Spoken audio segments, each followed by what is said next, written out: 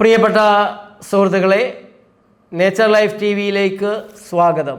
കേരളത്തിൻ്റെ വിവിധ ഭാഗങ്ങളിൽ കളിക്കളങ്ങൾ ഉയർന്നത് വളരെ പെട്ടെന്നാണ്. എത്രയാ കളിക്കളങ്ങൾ! ഫുട്ബോൾ കളിക്കാൻ, വോളിബോൾ കളിക്കാൻ, ഹോക്കി കളിക്കാൻ, ഷട്ടിൽ കളിക്കാൻ എന്ന് വേണ്ട, കായിക രംഗത്ത് വലിയൊരു കുതിച്ചുചാട്ടം കേരളത്തിനുണ്ടായിരിക്കുകയാണ്. വളരെ സന്തോഷം തരുന്നൊരു കാര്യമാണ്. രാത്രിയെ പകലാക്കുന്ന വൈദ്യുത പ്രകാശത്തോടെ, കണ്ണഞ്ചിപ്പിക്കുന്ന പ്രകാശത്തോടെ പാതിരാത്രികളിൽ പോലും നമ്മുടെ ചെറുപ്പക്കാർക്ക് കളിക്കാൻ സാധിക്കുന്നു. കായികമായ വിനോദങ്ങളിൽ ഏർപ്പെടുന്നവർക്ക്, കളികളിൽ ഏർപ്പെടുന്നവർ മദ്യത്തിനും മയക്കുമരുന്നുകൾക്കും അടിമപ്പെടുന്നത് വളരെ കുറവായിരിക്കും. ആരോഗ്യത്തെക്കുറിച്ചൊരു വിചാരമുള്ളവർ, ആരോഗ്യ സംരക്ഷണത്തിൽ ജാഗ്രതയുള്ളവരാണ് ഇത്തരത്തിലുള്ള കളികൾക്കെല്ലാം പോകുന്നത്. അവർ മയക്കുമരുന്നിനോടും മദ്യത്തോടുമെല്ലാം നോ പറയുന്നവരായിരിക്കും. മദ്യത്തിൻ്റെ കാര്യത്തിൽ വ്യാപകമായിരിക്കുന്ന വൈനും ബിയറും ഒക്കെ ധാരാളം ചെറുപ്പക്കാരെ വഴിതെറ്റിക്കുന്നുണ്ട് എന്നുള്ളത് ഞാൻ വിസ്മരിക്കുന്നില്ല. അത് മദ്യമല്ല എന്നുള്ള മദ്യമുതലാളിമാരുടെ കെണിയിൽ പാവം ചെറുപ്പക്കാർ, കായിക മേഖലയിലുള്ളവരും അകപ്പെട്ടു പോകാൻ സാധ്യതയുണ്ട്. അവർ ജാഗ്രത പാലിക്കട്ടെ. ഏതായാലും നമ്മുടെ നാട്ടിൽ ഉയർന്നു വരുന്ന വലകളെല്ലാം കെട്ടി മേൽക്കൂര സഹിതം പണിത് അത്തരത്തിലുള്ള കളിക്കളങ്ങൾ ആസ്ട്രോ ടർഫ് എന്ന പേരിൽ ഒക്കെ അറിയപ്പെടുന്നുണ്ട്. ഇവിടെ ഈ സന്തോഷത്തിനിടയിലും നമ്മുടെ ചെറുപ്പക്കാർ നല്ല കാര്യങ്ങൾക്ക്, കായികമായ വ്യായാമങ്ങൾക്ക്, കായികമായ കളികൾക്കെല്ലാം സമയം കണ്ടെത്തുന്നു, അതിൽ വ്യാപൃതരാകുന്നു, അതിനെ വ്യാപകമാക്കാൻ കഴിയുന്നു ഈ ടർഫുകൾക്ക് എന്ന് പറയുമ്പോൾ തന്നെ അതിലെ ഒരു വലിയ അപകടത്തെക്കുറിച്ച് നാം എല്ലാവരും ബോധവാന്മാരാവേണ്ടതുണ്ട്. അത് മറ്റൊന്നുമല്ല, ഈ ടർഫിന് ഉപയോഗിക്കുന്ന സാധനങ്ങളെല്ലാം വളരെ അപകടകാരിയായ സാധനങ്ങളാണ്. നിരവധി തരത്തിലുള്ള ക്യാൻസർ വിഷങ്ങൾ വമിപ്പിക്കുന്ന പ്ലാസ്റ്റിക് PVC സാമഗ്രികളാണ്. മെച്ചങ്ങൾ ധാരാളമുണ്ട്. വളം ചേർക്കേണ്ട, കീടനാശിനി തളിക്കേണ്ട, നിരന്തരമായ മെയിൻ്റെനൻസ് വർക്കുകൾ വരുന്നില്ല, ദീർഘകാലത്തേക്ക് നീണ്ടു നിൽക്കുന്നുണ്ട്. ടർഫുകളിൽ മാത്രമല്ല, വീടുകളിലേക്കും അത് കയറിക്കൂടിക്കഴിഞ്ഞു. പല കടകളും പച്ചപ്പിനോട് നമ്മുടെ ആളുകൾക്ക് വലിയൊരു താല്പര്യം ഇപ്പോൾ വന്നിട്ടുണ്ട്. പച്ചപ്പാണ് വേണ്ടതെന്ന് മനസ്സിലായിട്ടുണ്ട്.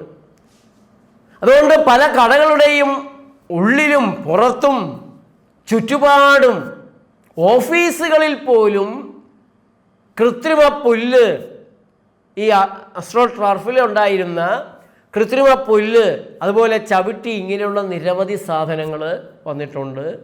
ഇതിൻ്റെ വലിയ അപകടത്തെക്കുറിച്ച് ജാഗ്രത വരുന്നതിന് മുമ്പ് ഞാനും ഈ സാധനങ്ങളൊക്കെ വാങ്ങിച്ച് ഉപയോഗിച്ചിട്ടുമുണ്ട്. നമ്മളെല്ലാം ഈ ഒരു സമൂഹത്തിലാണല്ലോ. നമ്മൾക്ക് ഒരാൾക്കും സ്വന്തമായി ഒരു സ്വർഗം തീർത്ത് ജീവിക്കാനും സാധിക്കില്ല. എല്ലാം കൂടെ പെട്ടെന്ന് മനസ്സിലായെന്നും വരില്ല. മനസ്സിലാവുമ്പോൾ അത് ഒഴിവാക്കാൻ തീർച്ചയായും ശ്രമം നടത്തണം. അതാണ് വിവേകം. ഇവിടെ നമ്മുടെ വെയിലിന് ചൂട് പിടിക്കുമ്പോൾ 35 ഡിഗ്രിയാണ് ചൂടെങ്കിൽ അതിൻ്റെ 20 ഡിഗ്രി കൂടെ ഈ ടർഫ് ഓട്ടോമാറ്റിക്കായിട്ട് കൂട്ടിത്തരും. ചിലപ്പോൾ അത് 30% കൂടുതലിലേക്ക് വരും. 40% അന്തരീക്ഷത്തിന് ചൂടുള്ളപ്പോൾ ഒരു ടർഫ് 70 ഡിഗ്രി ചൂടിലേക്ക് വരെ അതിൻ്റെ ഭാഗങ്ങളെ എത്തിക്കുന്നുണ്ട്. അതിൽ നിന്ന് വമിക്കുന്ന വിഷവാതകങ്ങൾ, ഡയോക്സിൻ, താലേറ്റ്, പാസ് എന്നറിയപ്പെടുന്ന PAFAS, per and polyfluoro alkaline substances, പലതരത്തിലുള്ള ക്യാൻസറുകൾ ഉണ്ടാക്കുന്നതിൽ കുപ്രസിദ്ധി നേടിയിട്ടുള്ളവയാണ്. ടർഫിൽ കളിക്കുന്നവരുടെ ശരീരത്തിൽ ഈ കെമിക്കലിൻ്റെ അളവ് കൂടുതലായി കണ്ടെത്തിയിട്ടുണ്ട്, അവരുടെ രക്തത്തിൽ കണ്ടെത്തിയിട്ടുണ്ട് എന്നുള്ള പഠനങ്ങൾ പുറത്തു വരുന്നു. പ്രത്യേകിച്ച് ഗോൾ കീപ്പർമാർ പന്ത് പിടിച്ച് വീഴുമ്പോഴും അതേപോലെ തന്നെ ഓടുകയും ചാടുകയും ഒക്കെ ചെയ്യുമ്പോൾ അവരുടെ ശരീരത്തിൽ സൂക്ഷ്മമായ പ്ലാസ്റ്റിക്കിൻ്റെ തരികൾ പറ്റിപ്പിടിക്കാനുള്ള സാധ്യതയുണ്ട്. അതേപോലെ വീഴുമ്പോഴെല്ലാം ഉരഞ്ഞ് മുറിവുകൾ ഉണ്ടാകാൻ സാധ്യതയുണ്ട്. അതെല്ലാം വളരെ വലിയ അപകടത്തിലേക്കാണ് നയിക്കുക. അതേപോലെ ഈ കൂടിയ ചൂട് കൊണ്ട് അറിയാത്ത പൊള്ളലുകൾ പാദങ്ങൾക്കുണ്ടാക്കാറുണ്ട്. ഈ പാസ് എന്ന് പറയുന്ന രാസവിഷങ്ങൾ രോഗപ്രതിരോധ ശേഷിയെ തകർക്കുന്നവയാണ്, ഓട്ടോ ഇമ്മ്യൂൺ രോഗങ്ങൾ ഉണ്ടാക്കുന്നവയാണ്, ക്യാൻസർ കൂട്ടുന്നവയാണ്, തൈറോയിഡിനെ തകരാറിലാക്കുന്നതാണ്, വലിയൊരു അപകടത്തിലാണ് പ്രത്യേകിച്ച് പകൽ സമയങ്ങളിൽ ഈ ടർഫുകളിൽ കളിക്കുന്നവർ എത്തിച്ചേരുന്നത്. അതേപോലെ തന്നെ റബ്ബർ ഇൻഫിൽ എന്ന് പറയുന്ന മറ്റൊരപകടം, അത് റീസൈക്കിൾ ചെയ്തിട്ടുള്ള ടയറിൻ്റെ ഉൽപ്പന്നങ്ങൾ, അതിൽ ലെഡ്, സിങ്ക് തുടങ്ങിയിട്ടുള്ള ഹെവി മെറ്റൽ പോയിസണുകളുണ്ട്.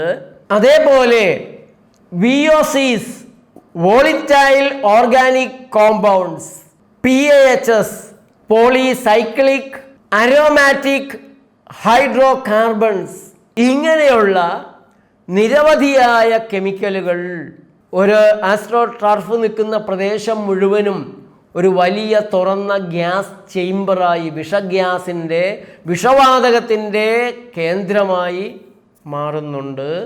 അതിനടുത്ത് തൊട്ടടുത്തൊക്കെ താമസിക്കുന്നവർക്കും അപകടമാണ് എന്നർത്ഥം.